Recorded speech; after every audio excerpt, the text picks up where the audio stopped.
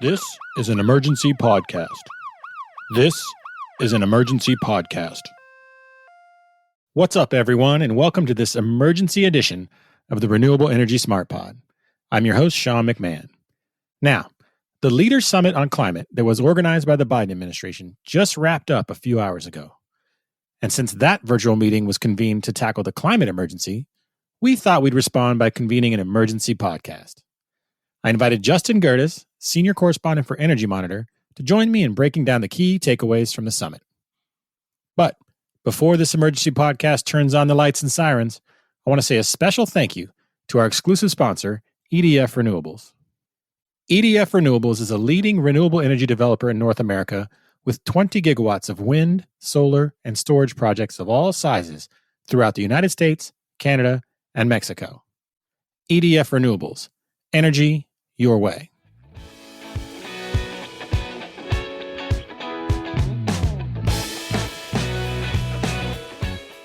Once again, I'm joined today by Justin Gerdes, senior correspondent for Energy Monitor. Justin, how are you doing today? I'm great. Thanks for the invitation to join you today. I'm glad to have you. I understand it's been a busy week for you. You got your second vaccine yesterday. How are you feeling? I'm feeling good. Probably better than after the first shot. Well, I appreciate you being a trooper. Look at you kind of monitoring the action in Washington and staying upright after your second shot. So that's great. The whole purpose of this quick podcast is to try and get quick reaction and your key takeaways from the summit, any surprises and things like that. So we're just going to get into it. From your perspective, what were the key takeaways from the last couple of days in Washington? Yeah, I mean, for me, there were several. I would say probably the first thing that jumps out for me is Biden is serious. So, there was some debate, especially in the presidential campaign, about just how much Biden was into climate action. He was not progressive's favorite by any stretch during the campaign. Elizabeth Warren and Bernie were the favorite among especially young people in that campaign. But since the election and especially in the transition, it's become really clear that Biden talks now like a man converted on climate change. I've been really impressed as a journalist who covers this space for a long time about the people that Biden has recruited into government, from his cabinet down to the staffing level people that, energy journalists know and write about, these dozens and dozens of young people who are experts in climate policy who have joined the government. So to me, it says Biden is serious. And, it's always said that, the most precious commodity for a U.S. president is their time. You have 4 short years, maybe 8 years. What you choose to spend your time on really says something. And the fact that Biden spent pretty good chunks of 2 days at this summit, the countless hours that his senior staff devoted to the summit tells me it's really a priority for the White House. So that's one big takeaway for me is just Biden is serious about climate action. A second one I would say is that the nudge worked. There was some question about just how effective this summit would be.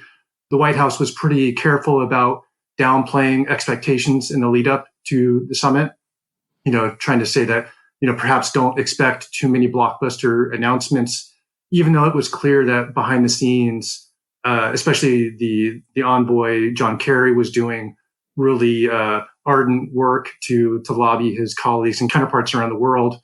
But obviously the nudge worked. I mean, we got some pretty ambitious pledges made at the summit or in the lead up to the summit.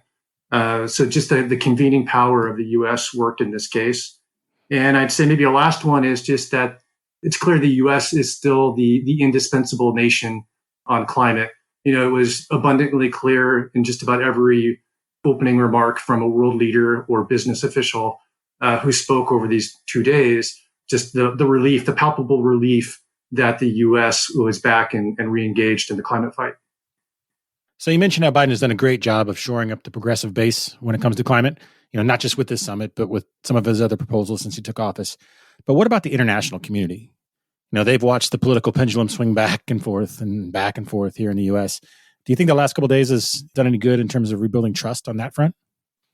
I do. I mean, our counterparts overseas, they're much more savvy and aware of our politics than we probably realize. So, they obviously know the political hurdles that Joe Biden's going to face, the very narrow majority that he has in Congress at the moment.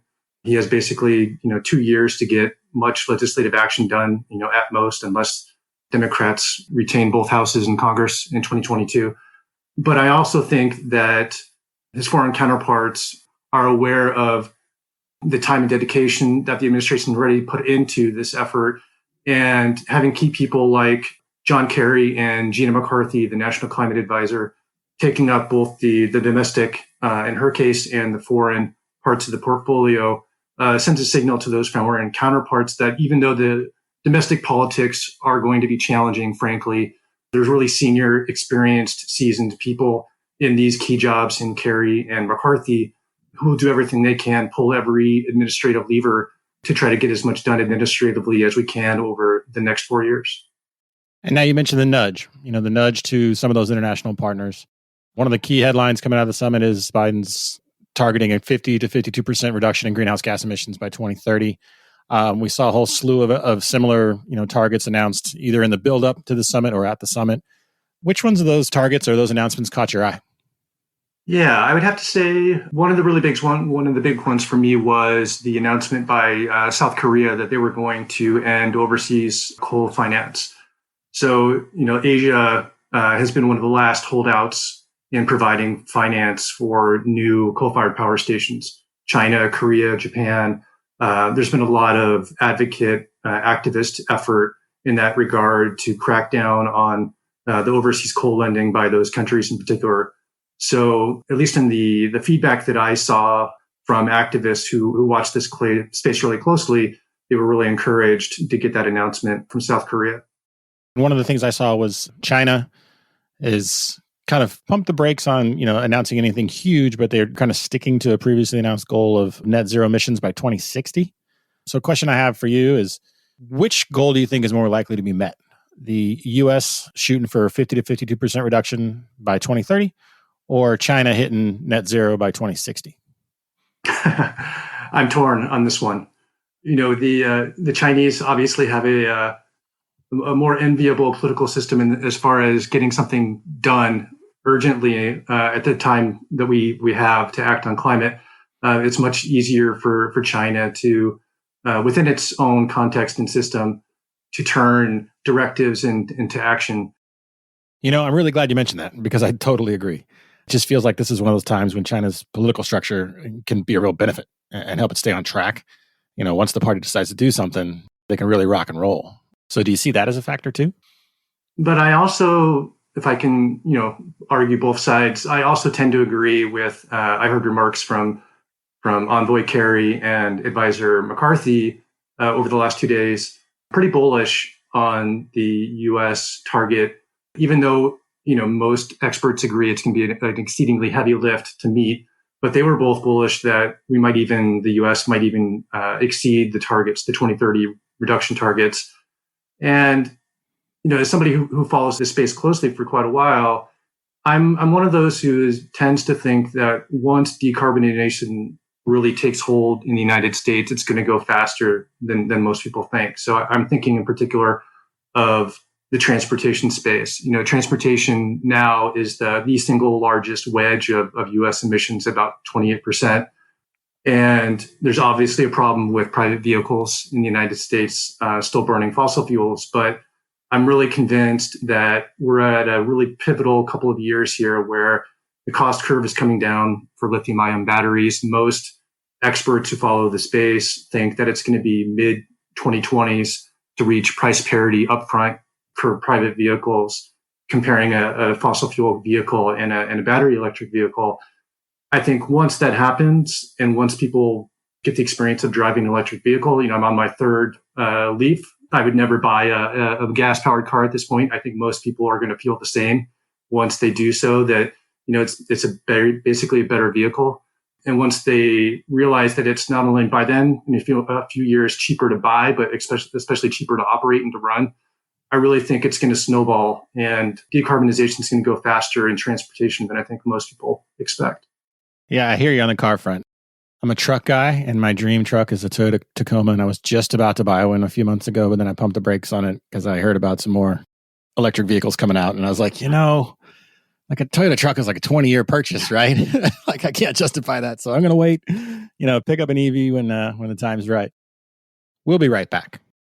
EDF Renewables' purpose is to build a net zero energy future with electricity and innovative solutions and services to help save the planet and drive well-being and economic development. We're committed to providing future generations with the means to power their lives in the most economic, environmental, and socially responsible ways possible. We understand the importance of managing energy integration in a way that also enables clean energy projects to improve the electric grid. Our tailor-made solutions can solve energy challenges facing our customers, no matter the size or complexity. EDF Renewables. Energy your way. And now, back to our conversation. So back to the summit. So were there any surprises that you just didn't see that coming? And again, beyond the target, the goal, emissions goal targets that were announced, just anything that kind of took place at the summit, what surprised you? Yeah, I'd say probably the big one for me was perfect attendance by the invited leaders. There was a bunch of chatter in the days leading up to the summit about, would President Xi attend? Would President Putin attend? But in the end, they got all 40 invited world leaders to attend over the 2 days. So I think, again, it just speaks to what I mentioned earlier. It's just the power of the U.S. as a convener, probably the only country outside of a UN General Assembly context that could get these many leaders to come over 2 days to speak on climate. Yeah, I was, in addition to that, I was surprised by, I shouldn't say surprised, I was impressed by the list of speakers, even from the private sector. And it goes to show, as you were saying earlier, that they've got a plan for this and they're ready to roll. It's not a campaign trail talk and then get in office and ignore it. Lonnie Stevenson from IBEW is there. I know Jack Allen from Proterra was there talking about the buses angle. And I thought that was one of my favorite ones when President Biden told him, "Hey, I used to drive a bus. Like, I want to drive one of yours." And I'm trying to wrap my mind around the idea of Joe Biden driving an electric bus with a bus full of kids riding along. I'd love to see that, but I'm not sure it's going to happen. Anyway, so then any other memorable things, whether it wasn't a surprise, but something you just think is significant that transpired in the last couple of days? Yeah, I latch on to one of the things you mentioned is just the appearances by the labor leaders that you mentioned. So there was the head of the Steelworkers Union, the head of IBEW, the electricians, and it was really clear that they were overjoyed to have the reception that they now have in the White House. It's clear that the feeling is mutual from Biden. So one of the big takeaways for me is that it's such a big part of the White House pitch. If you read any statement that comes from the White House on climate and energy, at this point, it's littered with references to good paying, middle class union jobs. So that's one takeaway, is just the match there between union leaders and the White House. Another big one for me, memorable, was the new Energy Secretary, Jennifer Granholm. She was a word I would use, effervescent. She was just, obviously, this is clearly a job she loves. It's like her lifetime career job. She's been a governor, but it really seems like she's in her element now, shepherding the Department of Energy. Yeah, I couldn't agree more. Every time I see her make a media appearance, even before the summit, and she's just a home run. She's the person you want out there, selling this plan. So, and then I do want to come back to, you mentioned, the jobs is a key part of the pitch. Some pushback, not necessarily the last couple of days, but a little bit about complaints. I would say that the jobs that are being touted, so many of them are construction that were, temporary, and that's a complaint, right? I laugh at that because I'm like, well, we build roads and bridges, and those are temporary construction jobs, and we're not going to stop doing that. What's your take on folks in the industry and how they can kind of push back on that, or just kind of neutralize that talking point? Because it's true, but it doesn't mean those jobs are unimportant. Yeah, I do hear that a lot. I'm actually doing some reporting on that topic now. It's difficult, right? You've got incumbent industries or incumbent sectors in especially the nuclear industry or the oil and gas industry that have been around, decades longer than the renewable energy industries have. And, there's just a lot more built-in political power. They're very established. They have, in some cases, tax breaks for the industries that are well entrenched. So I think it's hard to make an apples to apples comparison about industries that are at different starting points. I will say, though, that it's starting to change. I mentioned the power of the potential marriage there between the Biden administration and labor. So, I think one of the real bright spots is, especially for large scale renewable energy, a trend of adopting more agreements to use union labor. So, where I am here in California, it's pretty standard now that, especially large scale wind and solar projects, use union labor. It's partly our politics. There's prevailing wage provisions in California. The building trades are very strong here, but it's also being established in other contexts too. So one I'm thinking of in particular was an agreement reached in November of last year between Ørsted, the big Danish offshore wind developer, and building trades, the national building trades. So they basically reached an MOU, an understanding that Ørsted, for the many projects it hopes to build on the East Coast offshore wind, that they'll use union labor on those projects. So I think it's probably a problem. It does exist. It's hard to make apples to apples comparisons. A rooftop solar installer is not going to make as much right now as an oil and gas field worker or a technician at a nuclear power station. But I think given time, given passage of things like the PRO Act potentially in Congress, which would make it easier to unionize, I think we'll reach parity sooner. So you mentioned the transportation sector as being prime for decarbonization, electric vehicle adoption and things like that. And obviously, based on the name of this podcast, we got a lot of listeners who work in renewables. So are there any areas like that are ready to take off in, say, the next 2 or 3 years and help, push toward achieving all these big emissions targets that we're hearing about this week? So I would say it depends on what happens with his jobs package. It depends on what happens with the American Jobs Plan, what it looks like once lawmakers in Congress get done writing detailed provisions. But you have to be encouraged about the direction of where that's headed. Just in the proposal that was released by the White House recently, there's a 10-year extension of tax credits, for example, for renewable energy. So, it would help to take away some of the boom bust cycle that's tended to happen with the U.S. and the federal tax credits for development of offshore wind or wind and solar projects. So I think that the certainty of the longer term window for some of those provisions will really help solidify the gains that have already been started over recent years. Another thing I would point to is, I was talking about the legacy sectors. One of the provisions in that jobs plan was trying to help potentially transition some workers in oil and gas to either other jobs in the space or to other jobs in the energy industry. And one of the provisions I'm thinking of in particular is plugging abandoned oil and gas wells. There was $16 billion proposed to plug hundreds of thousands of abandoned oil and gas wells across the country that are spewing methane and potentially leaking into groundwater. So it's things like that where we could have a real both economic jolt and find a way to transition some workers also. Circling back, you mentioned Secretary Granholm. It was just kind of her effervescence kind of came through the past couple of days. Were there any other appearances that kind of inspired you in that same way? Yeah. So, one of the things I will say is the White House did a good job of not having an entirely U.S.-centric schedule over the 2 days.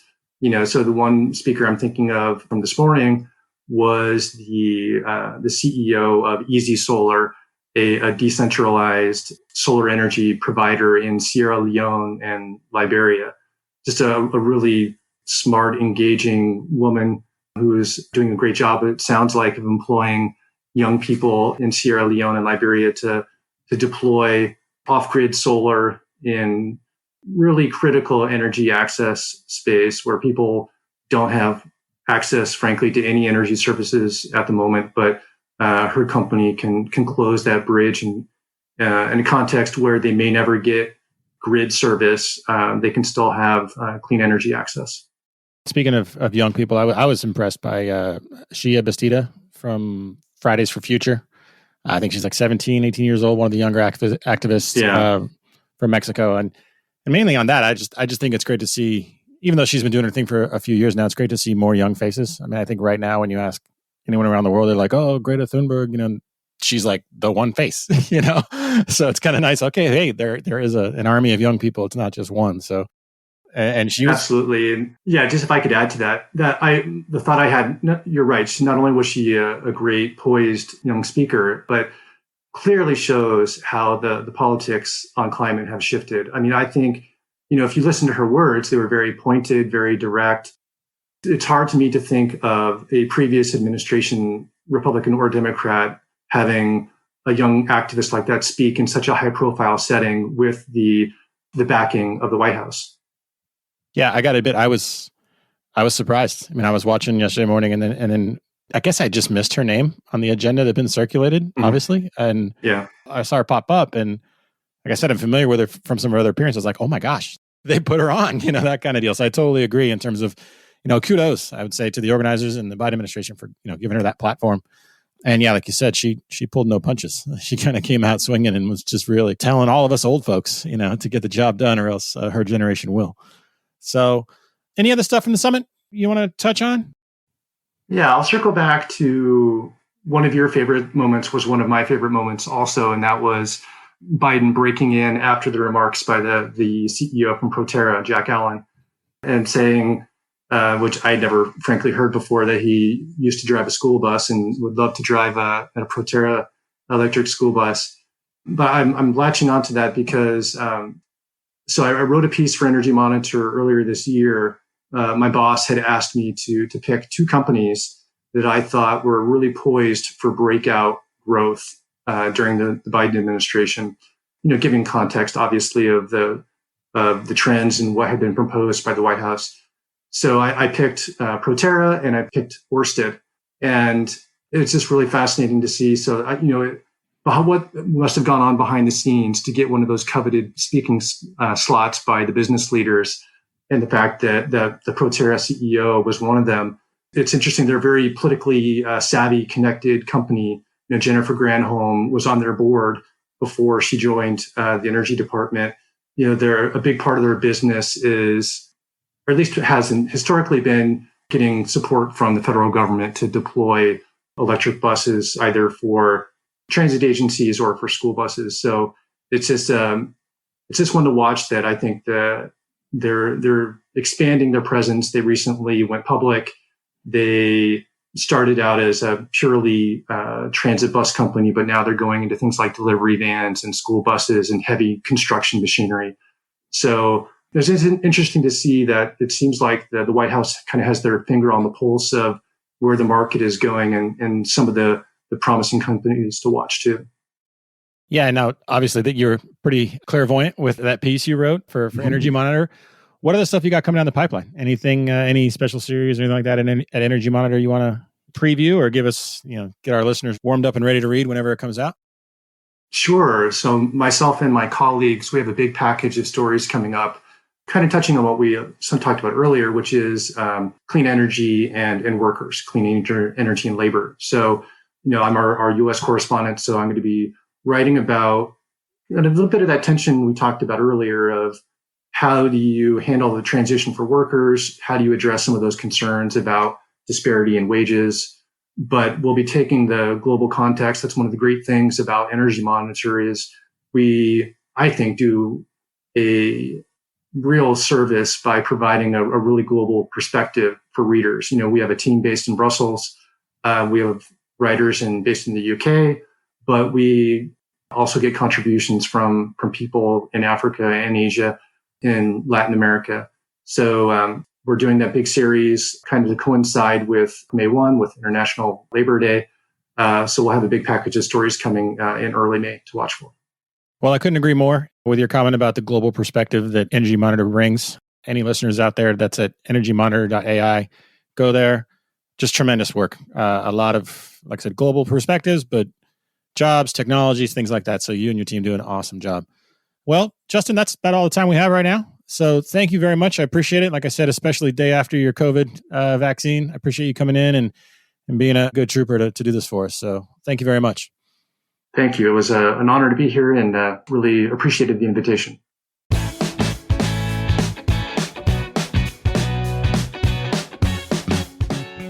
That's our show for today. I hope you've enjoyed this emergency podcast breaking down the key takeaways from the Leaders Summit on Climate.